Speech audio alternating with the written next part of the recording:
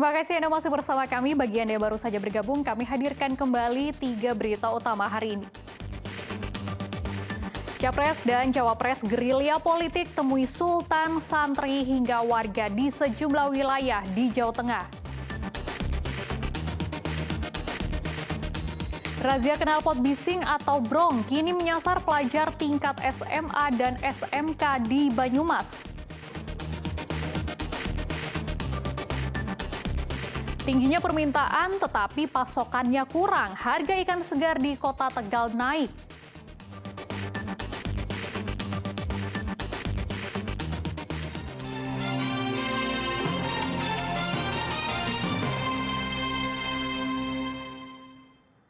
Komplotan pencuri yang kerap beraksi di Kota Semarang akhirnya ditangkap polisi. Mereka menyasar motor warga yang terparkir di halaman rumah. Seluruh motor curian pun dijual ke penada di Jepara.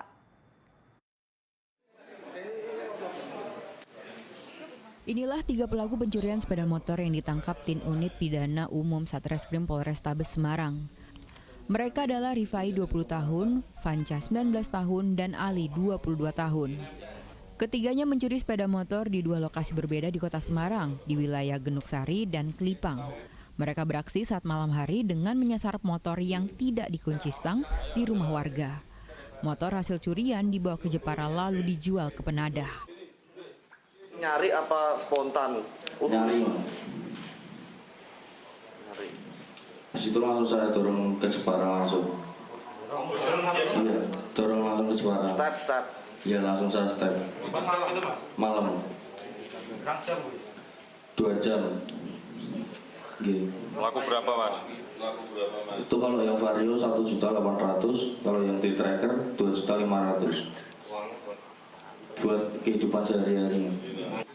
Dari hasil pemeriksaan, ketiganya mencuri hingga 6 kali selama tahun 2023. Wilayah yang menjadi sasaran komplotan ini mulai dari Kedung Mundu, Genuk, Tembalang, Banget Ayu, Gunung Pati, dan Karangjati di Kabupaten Semarang.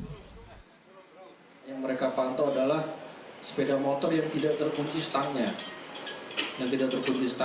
Sehingga atas nama si Rifai dan Ali Sabilal ini mengecek untuk yang Vario, kemudian dilihat di rumah korban itu ada motor yang tidak terkunci stang, kemudian dicoba dan akhirnya didorong oleh mereka dan dibawa ke Jepara.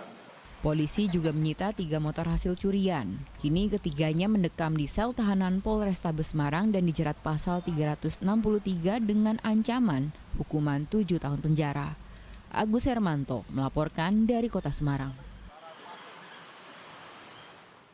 Menjual sepeda motor curian di media sosial, sindikat pencurian sepeda motor dibongkar aparat Satreskrim Polres Grobogan. Selain mencuri motor, sindikat ini juga memalsukan STNK supaya harga motor hasil curian lebih mahal saat dijual. Suseno tersangka kasus pencurian sepeda motor yang dituduh telah 26 kali mencuri ditangkap di rumahnya saat sedang tidur. Sebelum menangkap Suseno, polisi sudah lebih dulu menangkap para penadah sepeda motor yang ia curi. Polisi juga menangkap 1 orang yang berperan sebagai pemalsu STNK, sehingga total ada 6 tersangka yang ditangkap. Penangkapan para tersangka berawal dari laporan korban yang melihat sepeda motornya yang hilang beberapa hari sebelumnya dijual di lapak jual beli daring. Jadi karena korban melihat motor yang menjadi korban pencurian milik korban ada ditawarkan di laman Facebook, kemudian korban melaporkan ke Polres Grobogan. Modus para tersangka adalah mencuri sepeda motor yang diparkir di tempat sepi. Motor hasil curian kemudian dilengkapi dengan STNK palsu supaya harga jualnya lebih tinggi. Didatangi Mas Ade berdasarkan scanan yang sudah disediakan beliau, dan karena saya nggak punya scanan, di scan di luar, akhirnya masuk ke komputer lewat kabel.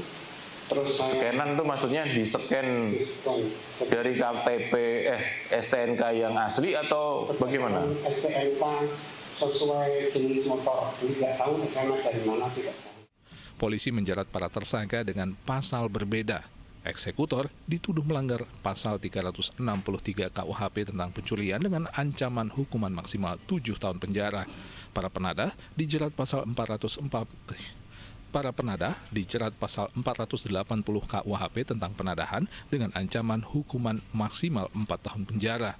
Sedangkan pemalsu STNK dijerat pasal 263 KUHP tentang pemalsuan dokumen dengan ancaman hukuman maksimal 6 tahun penjara. Arif Nur melaporkan dari Grobogan. Razia knalpot bising atau brong kini menyasar para pelajar. Di Banyumas, polisi menggelar razia di sekolah tingkat SMA dan SMK. Ditemukan puluhan motor pelajar yang memakai knalpot brong.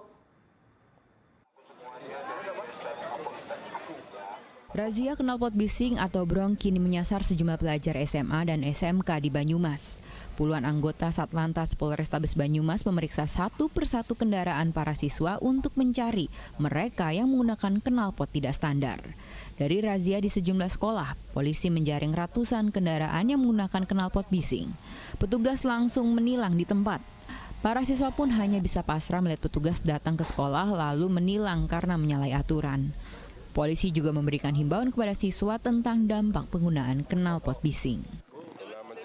Untuk situasi sampai dengan menjelang pelaksanaan pemilu 2024 kondusif, sehingga kami bersama fungsi terkait untuk melaksanakan penindakan agar menjadi efek jera tidak menggunakan knalpot brong. Motor-motor milik siswa yang memakai knalpot brong dibawa ke kantor Satlantas Polresta Banyumas. Siswa yang terkena tilang bisa mengambil kendaraannya dengan membawa surat kendaraan serta knalpot pengganti yang merupakan knalpot standar. Razia knalpot brong terus digelar di seluruh sekolah yang ada di Kabupaten Banyumas. Mardianto melaporkan dari Banyumas. Anggota dan komandan Satuan TNI yang menganiaya warga yang berkonvoi dengan knalpot brong di depan markas Kompi Senapan B Batalion 408 Subrasta Boyolali mendatangi korban penganiayaan. Mereka secara institusi meminta maaf kepada korban dan memastikan agar hal serupa tidak terulang lagi.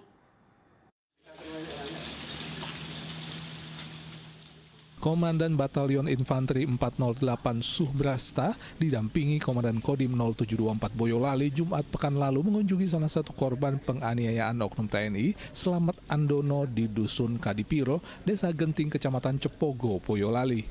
Komandan Satuan TNI Angkatan Darat tersebut memohon maaf dan meluruskan kesalahpahaman yang terjadi pada tanggal 30 Desember tahun lalu di depan markas Kompi Senapan B Batalion 408 Subrasta Boyolali.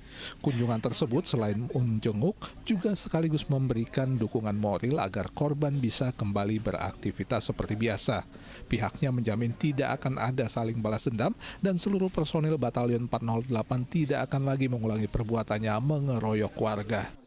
Semoga dengan kedatangan kita berdua naik maksud hati baik-baik ini bisa Mas Slamet ini bisa melanjutkan aktivitas, bisa melanjutkan aktivitas. Sudah tidak ada lagi kesalahpahaman di antara Kompi dengan masyarakat. Kan itu. Saat ini korban Slamet Andono yang sehari-hari bekerja serabutan masih beristirahat di rumah. Ia masih akan menjalani perawatan medis berupa pemasangan gigi yang baru. Sementara luka lecet di bagian kaki sudah pulih. Ia juga sudah memaafkan anggota TNI yang melakukan penganiayaan kepada dirinya. Sementara belum di rumah dulu. Ya menunggu penyembuhan dulu, kan giginya belum dipasang juga. Memaafkan dan ini ya? Ya kalau saya pribadi sudah memaafkan. Untuk mencegah terulangnya kejadian pengeroyokan terhadap warga yang menggunakan knalpot brong saat kampanye, Dandim 0724 Boyolali memastikan pihaknya selalu berkoordinasi dengan pihak kepolisian, sehingga tindakan terhadap warga yang menggunakan knalpot brong adalah tindakan hukum oleh polisi, bukan tindakan main hakim sendiri. Sampai dengan saat ini saya dengan Kapolres Boyolali selalu berkoordinasi, berkolaborasi untuk tetap menjaga Kabupaten Boyolali dalam keadaan aman terkendali. Meski korban dan pihak TNI sudah berdamai, proses hukum terhadap ke-6 anggota TNI yang menjadi tersangka kasus penganiayaan masih terus berjalan dan ditangani oleh Denpom 4 Surakarta.